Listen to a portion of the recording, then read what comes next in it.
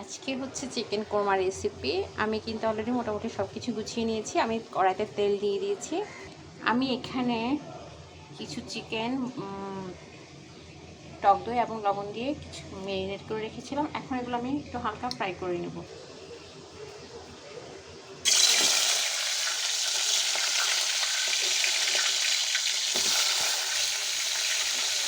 Fry করে নিচ্ছি। দেখুন আমি একটু কড়াইটা চেঞ্জ করে নিয়েছি। আমার মোটামুটি এইরকম করে সবগুলো মাংস চিকেন আমি ভেজে নেব। সবগুলো চিকেন আমি এভাবে ভেজে নিয়েছি। এখন আমি পেঁয়াজ বেরেস্তা করে নেব। এই যে আমি এখন পেঁয়াজ বেরেস্তা করে নিচ্ছি। পেঁয়াজ বেরেস্তা হয়ে গিয়েছে। এখন আমি অল্প করে পেঁয়াজ এখানে দিচ্ছি। আবার এখন আমি এখানে কিছু পেঁয়াজ বাটা দিব।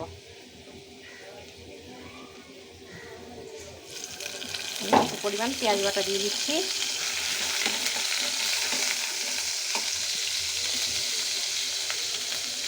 এখন এখানে আমি অল্প করে ওই যে টক দই ছিল ম্যারিনেট করে, ওই টক দইটা অল্প করে দিয়ে দিলাম এবং সেই সাথে এখানে আমি কাজু এবং চীনাবাদাম বাটা দিয়ে দিলাম। এখন এগুলো একটু ভালো করে কষিয়ে নেব। এরপর আমি এখানে রসুন বাটা দিয়ে দিচ্ছি। আমি এখানে আদা বাটা দিয়ে দিচ্ছি। এগুলো ভালো করে একটু কষিয়ে নেব। এরপর আমি দেখেন এই টক দইটা আমি ভালো করে ফেটিয়ে নিয়েছি। 1 কাপ আমি টক দই দিব।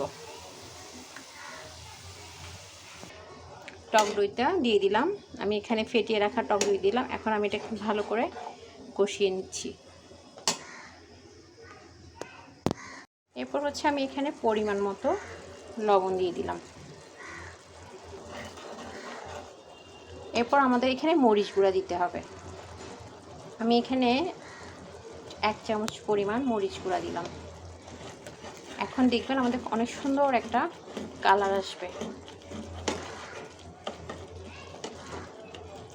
এরপর হচ্ছে আমাদের মশলা গুঁড়া দিতে হবে। জিরা ধনিয়া, হালকা পরিমাণ জিরা ধনিয়া দিব।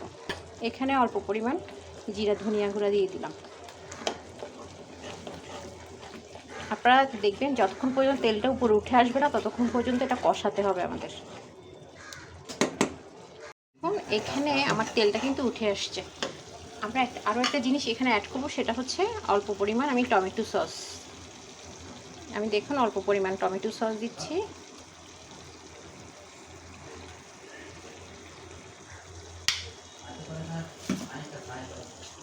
টমেটো সস দিয়ে দিলাম। আবার আরও একটু কষিয়ে নিচ্ছি। এখন আমি এখানে চিকেনগুলো দিয়ে দিব।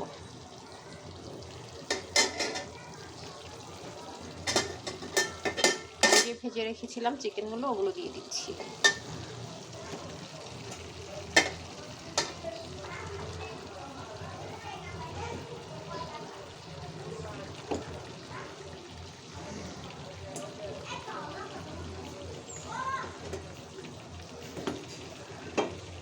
এখানে একটু ঝোল ছিল, ওগুলো দিয়ে দিলাম।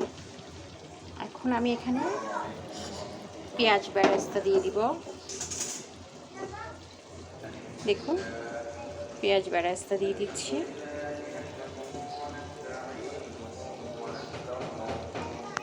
এরপর আমি এখানে কিশমিশ দিয়ে দিব। এই দেখুন আমি এখানে অল্প পরিমাণ কিশমিশ দিয়ে দিচ্ছি। এরপর হচ্ছে আমি দেখুন কাঁচামরিচটাকে আমি দোভাঙা করে দিব, যাতে একটু ঝালটা যাতে একটু বের হয় এবং ভালো একটা সেন্ট আসবে।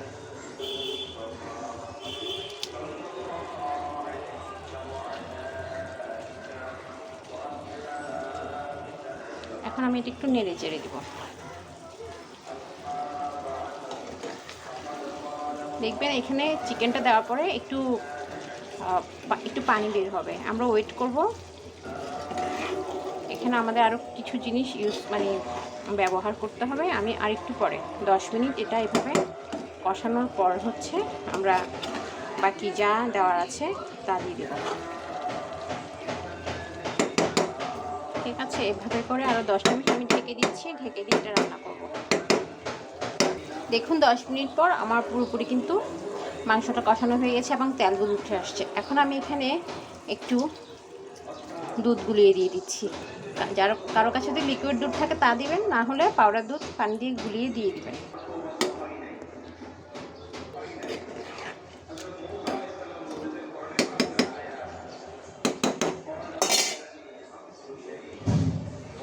আমি এখন এখানে 1 চামচ ঘি দিয়ে দিব। ভালো একটা ফ্লেভার আসার জন্য আমি 1 চামচ ঘি ইউজ করছি।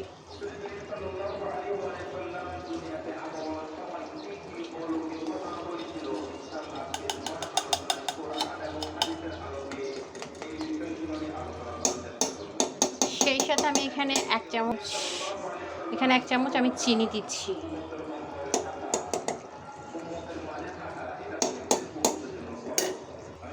সেই সাথে আমি এখানে একটু কেওড়া জল দিচ্ছি, জাস্ট একটা ভালো একটা ফ্লেভার আসে। আমি সব কিছু দেওয়ার পর এখন ভালো করে একটু নাড়াচাড়া দিয়ে দিচ্ছি।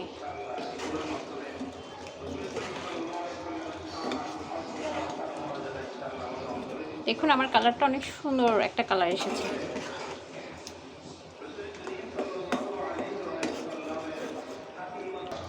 এই পর্যায়ে আমি ঢাকনা ঢেকে দিব। মিনিমাম এই ঢাকনায় আমি 20 মিনিট রান্না করব। Chicken korma ready.